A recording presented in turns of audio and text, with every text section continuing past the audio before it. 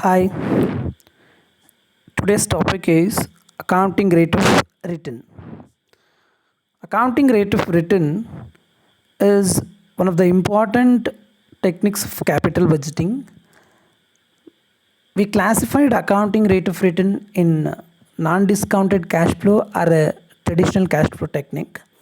Accounting rate of return ಅನ್ನುವಂಥದ್ದು capital ಬಜೆಟಿಂಗಲ್ಲಿ one of the major technique.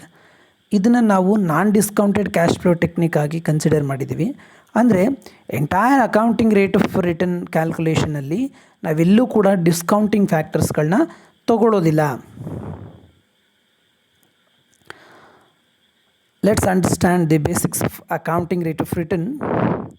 According to this method, various projects are ranked in order of rate of return. ಅಂದರೆ ಇಲ್ಲಿ ಒಂದಕ್ಕಿಂತ ಹೆಚ್ಚು ಪ್ರಾಜೆಕ್ಟ್ಸ್ಗಳಿದ್ದಾಗ ಮೊದಲಿಗೆ ನಾವು ಅಕೌಂಟಿಂಗ್ ರೇಟ್ ಆಫ್ ರಿಟರ್ನ್ ಅಂದರೆ ARRನ ಕಂಡುಹಿಡಿತೀವಿ. ನಂತರ ಆ ಪ್ರಾಜೆಕ್ಟ್ಸಲ್ಲಿ ಯಾವುದು ARR ಜಾಸ್ತಿ ಇರುತ್ತೋ accounting rate of return which is move it is consider as good project. ಯಾವ ಪ್ರಾಜೆಕ್ಟ್ಸಲ್ಲಿ ARR ಜಾಸ್ತಿ ಇರುತ್ತೋ ಆ ಪ್ರಾಜೆಕ್ಟ್ಸನ್ನು ನಾವು ಅಕ್ಸೆಪ್ಟ್ ಮಾಡ್ಕೋತೀವಿ. Suppose in case of single project ಇದ್ದರೆ ಅಲ್ಲಿ ನಮ್ಮ ಇಂಟರ್ನಲ್ ರೇಟ್ ಆಫ್ ರಿಟರ್ನ್ ಏನಿರುತ್ತೆ ಅದಕ್ಕೆ ಕಂಪೇರ್ ಮಾಡಿ ನಾವು ಒಂದು ಪ್ರಾಜೆಕ್ಟ್ಸು ನಮ್ಮ ಇಂಟರ್ನಲ್ ರೇಟ್ ಆಫ್ ರಿಟರ್ನ್ಗಿಂತ ಜಾಸ್ತಿ ಇದ್ದರೆ ಆ ಪ್ರಾಜೆಕ್ಟ್ಸನ್ನು ನಾವು ಅಕ್ಸೆಪ್ಟ್ ಮಾಡ್ಕೋತೀವಿ. ಇಂಟರ್ನಲ್ ರೇಟ್ ಆಫ್ ರಿಟರ್ನ್ಗಿಂತ ಕಡಿಮೆ ಇದ್ದರೆ ಆ ಪ್ರಾಜೆಕ್ಟನ್ನು ರಿಜೆಕ್ಟ್ ಮಾಡ್ತೀವಿ. Next, this method takes into account the earnings expected from the investment over their whole life.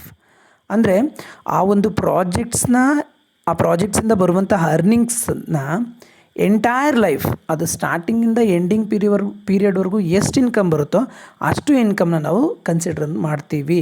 ಅಂದರೆ in case of pay back ಪೀರಿಯಡಲ್ಲಿ ಏನು ಮಾಡ್ತೀವಿ, ಓನ್ಲಿ ನಮ್ಮ ಪೇ ಬ್ಯಾಕ್ ಪೀರಿಯಡ್ ಎಲ್ಲಿವರೆಗೂ ಇರುತ್ತೋ ಅಲ್ಲಿವರೆಗೂ ಬರುವಂಥ ಇನ್ಕಮ್ನ ಕನ್ಸಿಡರ್ ಮಾಡ್ತೀವಿ. ಅದಾದಮೇಲೆ ನಾವು ಅದನ್ನು ಕನ್ಸಿಡರ್ ಮಾಡೋದಿಲ್ಲ.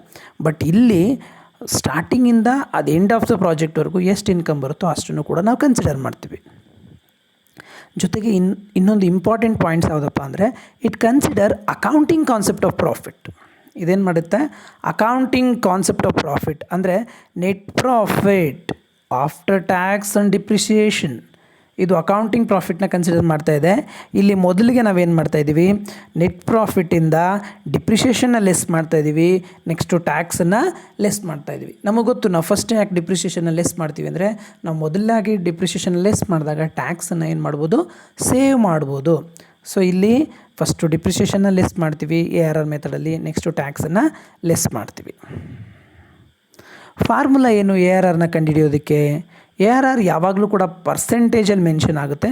ಸೊ ಅದಕ್ಕೆ ನಾವು 100ಇಂದ ಮಲ್ಟಿಪ್ಲೈ ಮಾಡ್ತಾ ಇದ್ದೀವಿ. Average annual profit after depreciation and tax. ಅಲ್ಲಿ ಪ್ರಾಫಿಟ್ಟಿಂದ ಏನು ಮಾಡಬೇಕು, ಡಿಪ್ರಿಷಿಯೇಷನ್ನು ಲೆಸ್ ಮಾಡಿರಬೇಕು, ಜೊತೆಗೆ ಟ್ಯಾಕ್ಸನ್ನು ಕೂಡ ಲೆಸ್ ಮಾಡಿರಬೇಕು, ಆವ್ರೇಜನ್ನು ತೊಗೊಂಡಿರಬೇಕು, ಜೊತೆಗೆ divided by average investment. Average ಇನ್ವೆಸ್ಟ್ಮೆಂಟ್ನ ಹೇಗೆ ಕ್ಯಾಲ್ಕುಲೇಟ್ ಮಾಡೋದು ಅದನ್ನು ನೆಕ್ಸ್ಟ್ ನೋಡೋಣ. ಮೊದಲನೇದಾಗಿ average profit after depreciation and ಟ್ಯಾಕ್ಸನ್ನು ಹೇಗೆ ಕ್ಯಾಲ್ಕುಲೇಟ್ ಮಾಡೋದು ಅಂತ ನೋಡೋಣ. ಫಸ್ಟ್ ಕ್ಯಾಲ್ಕುಲೇಟ್ ದಿ ಡಿಪ್ರಿಷಿಯೇಷನ್ ಹೇಗೆ ಕ್ಯಾಲ್ಕುಲೇಟ್ ಮಾಡಬೇಕು? ನಮಗೆ ಮೊದಲಿಂದ ಡಿಪ್ರಿಷಿಯೇಷನ್ ಕ್ಯಾಲ್ಕುಲೇಟ್ ಮಾಡೋದು ಗೊತ್ತು. ಯಾವ ಥರ ಅಂದರೆ ಕಾಸ್ಟಿಂದ ಏನು ಮಾಡಬೇಕು, ಸ್ಕ್ರ್ಯಾಪನ್ನು ಲೆಸ್ ಮಾಡಬೇಕು. ಸ್ಕ್ರ್ಯಾಪ್ ಅಥವಾ ಸಾಲ್ವೇಜ್ ವ್ಯಾಲ್ಯೂ ಏನಿರುತ್ತೆ ಅದನ್ನು ಲೆಸ್ ಮಾಡ್ಕೋಬೇಕು. Divided by estimated life of the project. ಅಲ್ಲಿ ಎಷ್ಟು ವರ್ಷ, 5 ವರ್ಷ, 10 ವರ್ಷ ಅಥವಾ 8 ವರ್ಷ ಅಂತ ಏನು ಕೊಟ್ಟಿರ್ತಾರೋ ಎಸ್ಟಿಮೇಷನ್ನು ಅದನ್ನೇನು ಮಾಡಬೇಕು, ಲೆಸ್ ಮಾಡಬೇಕು. ಮೊದಲನೇದಾಗಿ ಡಿಪ್ರಿಷಿಯೇಷನ್ನ ಲೆಸ್ ಮಾಡಬೇಕು. ನೆಕ್ಸ್ಟು ಟ್ಯಾಕ್ಸನ್ನು ಲೆಸ್ ಮಾಡಬೇಕು, deduct tax from cash flow, ಟ್ಯಾಕ್ಸನ್ನು ಲೆಸ್ ಮಾಡಬೇಕು. Next calculate average annual profit. ಅಂದರೆ ಡಿಪ್ರಿಷಿಯೇಷನ್ ಲೆಸ್ ಆಯಿತು, ಟ್ಯಾಕ್ಸ್ ಲೆಸ್ ಆಯಿತು, ಅಲ್ಲಿ 4-5 ಇಯರ್ಸ್ ಪ್ರಾಫಿಟ್ ಕೊಟ್ಟಿದ್ದಾರೆ ಅಂದರೆ ಆ 4-5 ಇಯರ್ಸ್ ಪ್ರಾಫಿಟ್ನು ಆ್ಯಡ್ ಮಾಡಿಕೊಂಡು ಎಷ್ಟು ಇಯರ್ ಇರುತ್ತೋ ಅದರಿಂದ ಡಿವೈಡ್ ಬೈ ಮಾಡಬೇಕು. ಸಪೋಸ್ 1 ವರ್ಷ 80,000, 1 ವರ್ಷ 90, 70, 60, 50 ಈ ಥರ ಕೊಟ್ಟಿರ್ತಾರೆ. ಆ 5 ವರ್ಷದನ್ನು ಆ್ಯಡ್ ಮಾಡಿಕೊಂಡು ನಂಬರ್ ಆಫ್ ಇಯರ್ಸ್ ಎಷ್ಟಿದೆ, 5 ಇಯರ್ಸ್ ಇದೆ, ಡಿವೈಡೆಡ್ ಬೈ 5 ಅಂತ ಮಾಡಬೇಕು. ಆವಾಗ ನಮಗೆ ಆವ್ರೇಜ್ ಆ್ಯನ್ಯುವಲ್ ಪ್ರಾಫಿಟ್ ಸಿಗುತ್ತೆ. ಅಂದರೆ ಸಪೋಸ್ ಪ್ರಾಬ್ಲಮಲ್ಲಿ ಬಿಫೋರ್ ಡಿಪ್ರಿಷಿಯೇಷನ್ ಅಂತ ಕೊಟ್ಟಿದ್ರೆ ಡಿಪ್ರಿಷಿಯೇಷನ್ನ ಲೆಸ್ ಮಾಡಬೇಕು, ಆಫ್ಟರ್ ಡಿಪ್ರಿಷಿಯೇಷನ್ ಅಂತ ಕೊಟ್ಟಿದ್ರೆ ಡಿಪ್ರಿಷಿಯೇಷನ್ನ ಲೆಸ್ ಮಾಡೋ ಅವಶ್ಯಕತೆ ಇಲ್ಲ. ನೋಡಿ, ಅದೇ ಥರ ನಾವು ಆವ್ರೇಜ್ ಇನ್ವೆಸ್ಟ್ಮೆಂಟ್ ಹೇಗೆ ಕಂಡುಹಿಡಿತೀವಿ? ಇದೇನೇ ನಮಗೆ ಸ್ವಲ್ಪ ಟ್ರಿಕ್ಕಿ ಆಗಿದ್ದು. ಆವ್ರೇಜ್ ಇನ್ವೆಸ್ಟ್ಮೆಂಟ್ ಅಂದರೆ cost minus scrap divided by 2. ಅದ್ರ ಜೊತೆಗೆ add scrap value to calculated value. First ನಾವು ಕಾಸ್ಟಿಂದ ಸ್ಕ್ರ್ಯಾಪನ್ನು ಲೆಸ್ ಮಾಡಿ ಡಿವೈಡೆಡ್ ಬೈ 2 ಮಾಡ್ಕೋಬೇಕು. ಅದಕ್ಕೆ ಸ್ಕ್ರ್ಯಾಪ್ ವ್ಯಾಲ್ಯೂನ ಮತ್ತೆ ಆ್ಯಡ್ ಮಾಡಬೇಕು. ಜೊತೆಗೆ ಅಡಿಷ್ನಲ್ ಕ್ಯಾಪಿಟಲ್ ಅಥವಾ ವರ್ಕಿಂಗ್ ಕ್ಯಾಪಿಟಲ್ ಮಧ್ಯದಲ್ಲಿ ಎಲ್ಲೋ ಕ್ಯಾಪಿಟಲ್ನ ಇಂಟ್ರೊಡ್ಯೂಸ್ ಮಾಡಿದ್ದಾರೆ ಅಂದಾಗ ಅದನ್ನು ಮತ್ತೆ ಆ್ಯಡ್ ಮಾಡ್ಕೋಬೇಕಾಗತ್ತೆ. ಸೊ ನಮ್ಗೆ ಇವಾಗ ಗೊತ್ತಾಯಿತು. ಮೊದಲನೇದಾಗಿ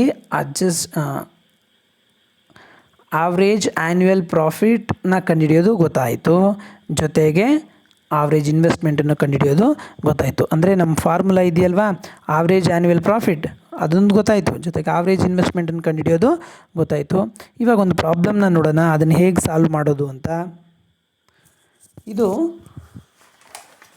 ಈ ಒಂದು ಪ್ರಾಬ್ಲಮ್ಮು ನಿಮಗೆ 2015 ಕೇಳಿರುವಂಥದ್ದು, 10 ಮಾರ್ಕ್ಸ್ ಕ್ವಶನ್ಸ್ಗೆ ಕೇಳಿರುವಂಥದ್ದು ಇದು. ಇದರಲ್ಲಿ ನಾವು ARRನ್ನು ಕ್ಯಾಲ್ಕುಲೇಟ್ ಮಾಡಬೇಕು. ನೋಡಿ ಏನೆಲ್ಲ ಇನ್ಫಾರ್ಮೇಷನ್ ಇದೆ. MM limited is considering the purchase of A machine.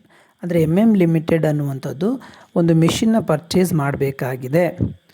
2 machines are available. 2 machines available ಇರುತ್ತೆ, ಅಂದರೆ A ಆ್ಯಂಡ್ B ಅಂತ.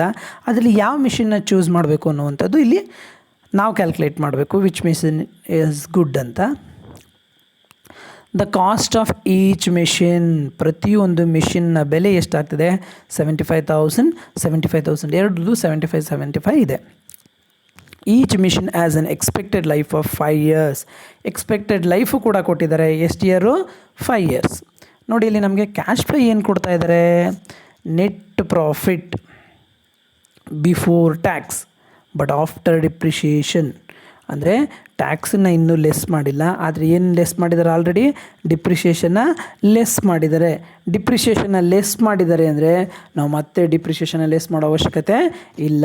ನಾವು ಲೆಸ್ ಮಾಡಬೇಕಾಗಿರೋದು ಏನನ್ನಪ್ಪ ಅಂದರೆ ಟ್ಯಾಕ್ಸನ್ನು ಮಾತ್ರ. ಟ್ಯಾಕ್ಸನ್ನು ಏನು ಮಾಡ್ಕೋಬೇಕು?